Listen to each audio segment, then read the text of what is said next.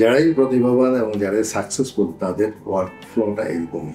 Growth minded people, তাদের সাথে কাজ করার সৌভাগ্যটাই আমার জন্য একটা টার্নিং পয়েন্ট। আমার মধ্যে যে উর্বরতাটা আমি তৈরি করতে পেরেছি বলে আমি কনফিডেন্ট, আমি সেটা রেখে যেতে চাই। চ্যালেঞ্জগুলোকে আমি আসলে নিজের মতো করে সাজিয়েছিলাম এবং ক্যারিয়ারের প্রথম থেকে আমার একটা গোল ছিল যে আমি সর্বোচ্চ পর্যায়ে যাব।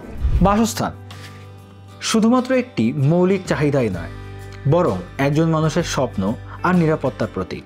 আর যারা সেই স্বপ্নকে রূপ দেন বাস্তবে, তারাই প্রকৃত নগর নির্মাতা। ভিউয়ার্স, আজকে আপনাদের সাথে এমন একজন স্বপ্নদ্রষ্টার পরিচয় করিয়ে দিব, যিনি আধুনিক আবাসনকে এক নতুন দৃষ্টিভঙ্গি দিয়েছেন।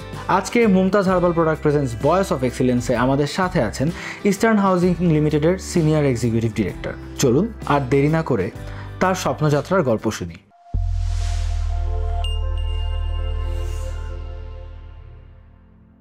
ভিউয়ার্স, চলুন আমাদের আজকের এপিসোডের সম্মানিত গেস্টের সাথে আপনাদের পরিচয় করিয়ে দিচ্ছি।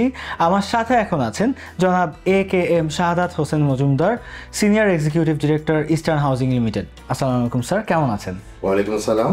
আপনার মাধ্যমে আপনাদের সমস্ত দর্শক শ্রোতাদেরকে আমরা অভিনন্দন জানাই ইস্টার্ন হাউজিং লিমিটেডের পক্ষ থেকে, একই সাথে ব্যক্তিগতভাবে আমার পক্ষ থেকে। থ্যাংক ইউ স্যার, আপনাকে অনেক অভিনন্দন এবং ধন্যবাদ যে এত ব্যস্ত সময়ের মাঝেও আমাদের জন্য একটু সময় বের করে দিয়েছেন। আর আপনার এত সুন্দর একটি সুসজ্জিত অফিসে বসে আপনার সাথে কথা বলতে পেরে আমার খুবই ভালো লাগছে। ধন্যবাদ আপনাকেও, আপনার প্রশংসার জন্য। স্যার, তাহলে শুরু করি, আপনার জার্নির গল্পটা আমাদের দর্শকদেরকে শোনাই। আপনার এই দীর্ঘ সফল যাত্রার শুরুটা কিভাবে হয়েছিল? মানে এত প্রফেশন থাকতে আপনি কেন রিয়েল এস্টেটকেই বেছে নিয়েছেন? ধন্যবাদ আপনার প্রশ্নের জন্য। রিয়েল এস্টেট আসলে মানুষের বায়োলজিক্যাল নিড নিয়ে কাজ করে। অন্ন, বস্ত্র, খাদ্য, বাসস্থান, এই 4-5টা জিনিস একদম বেসিক নিডের মধ্যে পড়ে। এক্স্যাক্টলি। আমি শুধু প্রফেশন হিসেবে দেখিনি, আমি এটা সেবা প্রফেশন হিসেবে দেখছি, যার জন্য আমার এই পছন্দটা রিয়েল এস্টেট আমার ক্যারিয়ারে। স্যার, তো ইস্টার্ন হাউজিং তো আমাদের সবারই খুবই পরিচিত একটি নাম, কারণ আমাদের দেশে আমি যতদূর জানি ইস্টার্ন হাউজিং হচ্ছে one of the oldest developers in our country. Even এখনও আগের যত পুরনো অ্যাপার্টমেন্টের দিকে আমাদের চোখ পড়ে, দেখা যায় যে ম্যাক্সিমাম অ্যাপার্টমেন্টই আসলে ইস্টার্ন হাউজিংয়ের। তো ইস্টার্ন হাউজিংয়ের পথ চলা, ইফ আম নট মিস্টেকেন, 61 বছরের। এই 61 বছরের মধ্যে আপনি কখন জয়েন করেছেন তাদের সাথে? আমি 2020-এর জুনে এখানে জয়েন করেছি। স্যার, তার আগে আপনার অন্যান্য ওয়ার্ক প্লেস কোথায় ছিল? আমার আসলে ক্যারিয়ার শুরু হয় ফার্মাসিউটিক্যালস থেকে। I started my career from Pfizer pharmaceutical, যেটা বর্তমানে এখন রেনাডা ফার্মাসিউটিক্যাল নামে পরিচিত। তারপরে আমি কাজ করেছি সোশ্যাল মার্কেটিং, SMC যেটা। তারপরে আমি রিয়েল এস্টেট, আসলে আমার পদযাত্রা শুরু হয় 2003 সালে আপনার রূপায়ণ হাউজিং থেকে। তারপরে আপনি অ্যাসুরেন্স ডেভেলপমেন্টে কাজ করেছি প্রায় 1 বছরের মতো। আর ইমিডিয়েট অ্যাসুরেন্সের পরেই আমি BTI, building technology and ideas লিমিটেডে কাজ করেছি প্রায় 5 বছর, 2007 থেকে 2012। তারপরে দিদেন আবার আমি কিছুদিন রূপায়ণে কাজ করেছি। তারপর থেকে আবার 2019 সালে আমি 2013 সালে আমি আপনার শুরু করি আপনার আনোয়ার ল্যান্ডমার্ক লিমিটেড। ওখানে প্রায় আমি 19 সাল পর্যন্ত কাজ করেছি। আর 20-এ জয়েন করলাম eastern Housing limited. This is a short brief about my real estate career. Sir, এর আগে যখন আপনি ফার্মাসিউটিক্যাল সেক্টরে ক্যারিয়ার স্টার্ট করলেন, তারপর যখন আবার রিয়েল এস্টেটে আসলেন, which is a completely different sector, এই চেঞ্জটার সাথে আপনি কিভাবে অ্যাডাপ্ট করলেন? আমি তো ওষুধ শিল্পের সাথে জড়িত ছিলাম। ওইটাও মানুষের স্বাস্থ্যগত বিষয়ে যথেষ্ট ভূমিকা রাখে, মেডিসিন। তো আমি 2003 সাল থেকে যখন রিয়েল এস্টেটে আসি, আমি দেখলাম যে আসলে এখানে আমার কন্ট্রিবিউশন করার জায়গাটা আরও অনেক ব্যাপক। তো সেক্ষেত্রে আমার 2003 সাল থেকে আমি রিয়েল এস্টেটে কাজ করি। আমার কাছে খুবই ইন্টারেস্টিং মনে হয়েছে যে মানুষের স্বপ্ন থাকে, প্রত্যেকটা মানুষই যখন ঢাকা শহরে আসে বা যে কোনো আপনার আরবানাইজেশনের একটা ডেভেলপমেন্ট মানুষ চিন্তা করে, তখন নাগরিক জীবনে বাসস্থান একটা মানুষের প্রয়োজন। ইস্টার্ন হাউজিং লিমিটেড বা অন্যান্য যারা রিয়েল এস্টেট কোম্পানিগুলো আছেন, সবাই যারা কাজ করেন, তার মধ্যে আমি রূপায়ণের সাথে যখন প্রথম শুরু করি, এটা আমার কাছে খুব ইন্টারেস্টিং মনে হয়েছে। ওখানে জায়গা, দ্যাট ইজ হাউজিং যেটা বলা হয়, মানে জমি বিক্রি, একই সাথে আপনার অ্যাপার্টমেন্ট দুটোই ছিল, এবং এসুরেন্সও আমি অ্যাপার্টমেন্ট বিক্রি করেছি, এবং একই সাথে আপনার বিটিএটের ছিল, ল্যান্ড মার্কেট ছিল। আর সবসময় স্বপ্ন ছিল যে বাংলাদেশের প্রথম প্রথিতযশা company, pioneer real estate company হিসাবে আপনি যাকে পদায়ন করলেন স্টার্ট হয় রিয়েলি 1964-এ জহুরুল ইসলাম স্যার প্রথম শুরু করেন আমাদের ফাউন্ডার চেয়ারম্যান। ওনার স্বপ্নযাত্রা থেকেই ওনাকে পায়োনিয়ার বলা হয় রিয়েল এস্টেটে। ওনার স্বপ্নযাত্রা থেকে আজকে রিয়েল এস্টেটের এই বিশাল পরিসর। সো বরাবরই আমি একদম এন্ট্রি লেভেল থেকে এখন ম্যানেজমেন্ট লেভেলে কাজ করেছি। স্যার, মাত্র আপনি বললেন যে আপনি একদম গ্রাউন্ড লেভেল থেকে শুরু করে এখন একদম টপ ম্যানেজমেন্টে আছেন। তো এই জার্নিটা নিশ্চয়ই খুব মসৃণ ছিল না, মানে এতদূর পথ যে পাড়ি দিয়ে এসছেন নিশ্চয়ই এটা খুব স্মুথ ছিল না। তো এই যে একদম নিচের ধাপ থেকে এখন একদম সর্বোচ্চ সিঁড়ির একটিতে আপনি আছেন, এই পর্যন্ত আসতে কি কি বাধা বিপত্তি আপনাকে মোকাবেলা করতে হয়েছে? আসলে এইখানে বাধা সব জায়গায় থাকে, চ্যালেঞ্জ ইন অল রেসপেক্ট মানুষের লাইফে থাকে। চ্যালেঞ্জগুলো আসলে আমি কখনো চ্যালেঞ্জ হিসেবে দেখি না। আমি চ্যালেঞ্জটাকে মোকাবিলা করার জন্য যেসব আপনার কাজগুলো করা দরকার ছিল, অধ্যাবসায় লেগে থাকা, যেটা পার্সুয়েটিভ হওয়া, এবং একটা প্রচণ্ড নেটওয়ার্কিং করে রিয়েল এস্টেটের যারা কাস্টমার বা ল্যান্ড ওনার, আমাদের তো আপনি জানেন যে পার্টিকুলারলি ল্যান্ড ব্যাংক সবার থাকে না, জয়েন্ট ভেঞ্চারে আপনার ল্যান্ড নিতে হয়। সো দুইটা ধাপেই আমাকে কাজ করতে হয়েছে। তো যার জন্য চ্যালেঞ্জগুলোকে আমি আসলে নিজের মতো করে সাজিয়েছিলাম, এবং ক্যারিয়ারের প্রথম থেকে আমার কিছু বলছিল যে আমি সর্বোচ্চ পর্যায়ে যাব। অতএব মানে আমি কখনো ঘড়ি দেখে আসলে কাজ করিনি। হ্যাঁ, আমি যখন রূপায়ণে কাজ করেছি শুক্রবার বা শনিবার বা এনি হলিডে, ঈদের দিনেও আমি কাজ করেছি, যেটা মানে খুব সারপ্রাইজিংলি আমার একটা ইন্টারেস্টিং মোমেন্ট আছে। একবার ঈদের দিন আমি একটা সেল করেছিলাম, মোমেন্ট ভেরি ইন্টারেস্টিং। তো আমি আমার চেয়ারম্যান সাহেব, তখন মুকুল সাহেব ছিলেন, আমার বাসায় গেছি ঈদের সালাম বিনিময় করতে। তো আমি যে ওনাকে একটা সেলস যখন নকশি দিলাম, উনি আমাকে বলছিল যে আপনি আপনার ছেলে, তখন আমার একমাত্র ছেলে ছিল, এবং আপনার মেয়ের জন্য আমি একটা ক্যাশ ইনসেন্টিভ দিতে চাই। So that's a very great inspiration from a leader, এবং মালিক পক্ষের কাছ থেকে। তো ব্যক্তিগতভাবে আমি যেটা মনে করি যে আসলে আমরা অনেক সময় কাজের পরিধিটা চিন্তা করি, সে সময়সীমা অনেক থাকে। রিয়েল এস্টেটে আসলে কাজ করতে হলে সময়সীমার বাইরেও আপনাকে অনেক সময় দিতে হয়। সো এরকম একটা একাগ্রতা যদি কারো থাকে, সেক্ষেত্রে তার অগ্রযাত্রাটা অত্যন্ত এনশিওর করা যায়।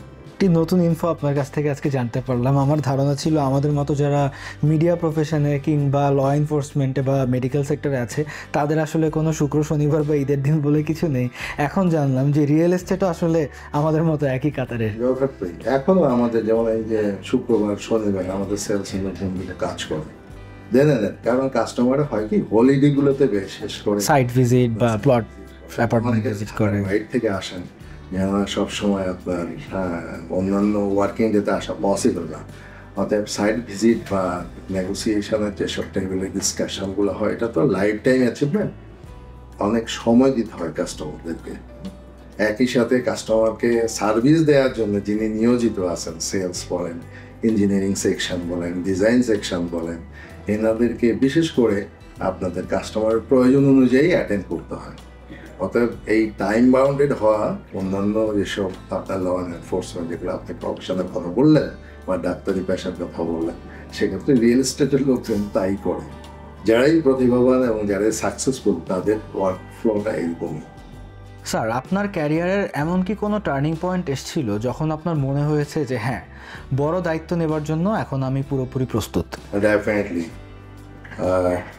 আমি যখন আসলে ক্যারিয়ার শুরু করি, beginner of my starting from pharmaceuticals, আমাদের সামনে যারা আমাদের অগ্রজ ছিলেন, বস, পার্টিকুলারলি আমাদের যাদেরকে আমরা মেন্টর মনে করি, ওনাদের সাথে যখন আমি চলেছি, তখন আমার মনে হয়েছে very good confidence on me যে I would be like that, আমি ওনার মতো হতে চাই। So that is our turning point. এটা একটা ইন্সপিরেশন আসলে। বসরা পার্টিকুলারলি লিডার যারা এনারা মানে ওনাদের যদি রেডি সাকসেস তৈরি করেন, এটা আসলে লিডারশিপের বড় অ্যাচিভমেন্ট। গ্রোথ মাইন্ডেড পিপল, তাদের সাথে কাজ করার সৌভাগ্যটাই আমার জন্য একটা টার্নিং পয়েন্ট। স্যার, লিডারশিপের কথা যেহেতু চলেই আসলো, এইবার আমার আপনার কাছে আরেকটা কোয়েশ্চেন আছে। আপনি কোন লিডারশিপ স্টাইলটি আসলে ফলো করেন? আপনি কি একজন ডিসিপ্লিনড এবং স্ট্রিক্ট বস, নাকি আপনি একজন পরামর্শদাতা লাইক অ্যাডভাইজার কাইন্ড অফ বস, নাকি আপনি একজন গ্রোথ ড্রাইভার? আমি আসলে mixed in respect of requirement I has to change myself. তো এই ক্ষেত্রে আমি benevolent, খুব ফ্রেন্ডলি, ইন সাম এক্সটেন্ট আমি খুবই বন্ধুসুলভ, এবং আমি সবাইকে কাজ শেখাতে পছন্দ করি। What I have learn actually, আমি চাই যে আমার নলেজটা তো আসলে একটা প্রবাদ আছে, সবচেয়ে উর্বর জমি কোনটা। তো প্রশ্নকর্তার প্রশ্ন শুনে ছাত্র উত্তর দিয়েছিল যে কবরস্থান, কারণ সব উর্বর নলেজগুলো কবরস্থ হয়। তো আমি যেটা করতে চাই আসলে আমার মধ্যে যে উর্বরতাটা আমি তৈরি করতে পেরেছি বলে আমি কনফিডেন্ট, আমি সেটা রেখে যেতে চাই টু মাই ফলোয়ার্স, যাতে আপনার একটা লেগেসি থেকে যায়।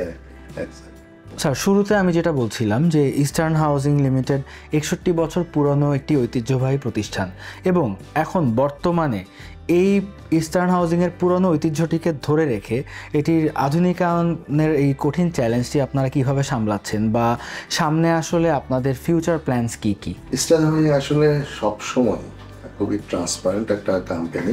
Very beginning of starting of the real estate company আমি সদাই আমাদের ফাউন্ডার চেয়ারম্যান যিনি জহুরুল ইসলাম স্যারকে স্মরণ করি অত্যন্ত কৃতজ্ঞতার সাথে এবং শ্রদ্ধার সাথে। ওনারকে আমি দেখিনি, বাট ওনার সবসময় সুনামই শুনেছি। উনি, আপনি দেখেছেন যে রিয়েল এস্টেট যখন প্রথম শুরু করেন 1964-এ, ওনার স্বপ্নযাত্রাটা ট্রিপ্লেক্স বাড়ি বা ডুপ্লেক্স বাড়ি করে উনি শুরু করেছেন। আজকাল আমরা যারা এখন বুর্জ আল খলিফা দেখে বা অন্যান্য পৃথিবীর লংগেস্ট স্কাই স্ক্র্যাপার বিল্ডিংগুলো দেখে সদাই আপ্লুত হই বা আশ্চর্যান্বিত হই, তখন আসলে আমাদের ওই বিল্ডিংটা, এই যে ডুপ্লেক্স বা ট্রিপ্লেক্স, পল্লবীতে একদম আপনার নিচু জায়গা ছিল। ওখানে যে টাউনশিপ প্ল্যানটা উনি করেছেন, আমার কাছে এটাই বুর্জ আল খলিফার মতো তদানীন্তন সময়। আমি সব জায়গায় তো বলেও থাকি। তো আমি সেই দৃষ্টিকোণ থেকে ইস্টার্ন হাউজিংকে সবসময় মনে করি যে ওনারা অনেক অ্যাডভান্স চিন্তা করেছেন, এবং তারই ধারাবাহিকতায় আমাদের বর্তমান যিনি চেয়ারম্যান আছেন সূর্যপুত্র, ফাউন্ডার চেয়ারম্যান মঞ্জুরুল ইসলাম স্যার, স্যারেরও একটা সুনির্দিষ্ট গাইডলাইন আছে যে আধুনিকায়নের যে পরিযাত্রাটা এখন আমরা দেখতে পাই। আজকাল যেসব বিল্ডিংগুলো ঢাকা শহরে আপনি দেখবেন যে আমাদের গুলশান, বনানী বা ধানমন্ডি এসব আবাসিক এলাকাগুলো একই সাথে কমার্শিয়াল মাল্টিস্টোর বিল্ডিং এবং রেসিডেন্সিয়াল বিল্ডিং, সবগুলোতে অন্যান্য সুবিধাগুলো খুবই সামগ্রিক এবং আন্তর্জাতিক। যেমন আমরা 2020 সালে আর্ক এশিয়া অ্যাওয়ার্ড পেয়েছি একটা প্রজেক্টের জন্য, দ্য স্টেটসম্যান। নামটাই কিন্তু একটা খুবই প্রেস্টিজিয়াস একটা টাইটেল, অ্যাকলেট ক্যারি করে। সো এই ক্ষেত্রে এই আপনার রিয়েল এস্টেটের সাথে যারা জড়িত, আমাদের একজন শ্রমজীবী মানুষ থেকে শুরু করে আর্কিটেক্ট বা designer, structural engineer, electrical engineer, plumber, everything, fire fighting, এই যে সিস্টেমগুলোকে এখন যেভাবে মডার্নাইজ করা হচ্ছে, এগুলো কোনোভাবেই আমরা পৃথিবী থেকে পিছিয়ে নেই। অতএব সামগ্রিকভাবে যুগের প্রয়োজনে আমরা সবসময় চ্যালেঞ্জগুলোকে নিজেদের মধ্যে অ্যাকোমোডেট করে নিচ্ছি, এবং এটাকে আসলে আমরা কোনোভাবে চ্যালেঞ্জ মনে করতেছি না। আমরা মনে করছি এটা প্রয়োজনের তাগিদে আমরা নিয়ে যাচ্ছি। বাট আমরা কিন্তু খুবই স্বল্প মাত্রায় আপনার অ্যাপার্টমেন্ট বিল্ডিং তৈরি করি, যেগুলো আসলে লিগাসি ক্যারি করবে এবং অত্যন্ত আধুনিক মানসম্পন্ন বিল্ডিং হিসাবে মানুষের লিভিং স্পেসটাকে খুবই আনন্দদায়ক করবে। মানে আমরা যখন ছোট ছিলাম, একদম ছোটবেলায় আমার এক চাচার বাসায় যেতাম, ওটা ছিল একটা ইস্টার্ন হাউজিংয়ের ফ্ল্যাট, অনেক আগে, ব্যাক ইন লেট 90s। তো তখন ইস্টার্ন হাউজিংয়ের কিন্তু always they have had a very unique design, মানে ইস্টার্ন হাউজিংয়ের সবসময় স্বকীয়তা ছিল। বিল্ডিংগুলো দূর থেকে দেখেই বলে দেওয়া যায় যে আচ্ছা এটা হচ্ছে ইস্টার্ন প্রপার্টিজ। আর বর্তমানে ইস্টার্ন প্রপার্টিজ থেকে ইস্টার্ন হাউজিং লিমিটেডের যে শিফটটা হয়েছে, যুগের সাথে তাল মিলিয়ে যে আমাদের ইস্টার্ন হাউজিংও কতটা মডার্ন হয়েছে, এটা আসলে এখনকার রিসেন্ট স্ট্রাকচারগুলো দেখলে বোঝা যায়।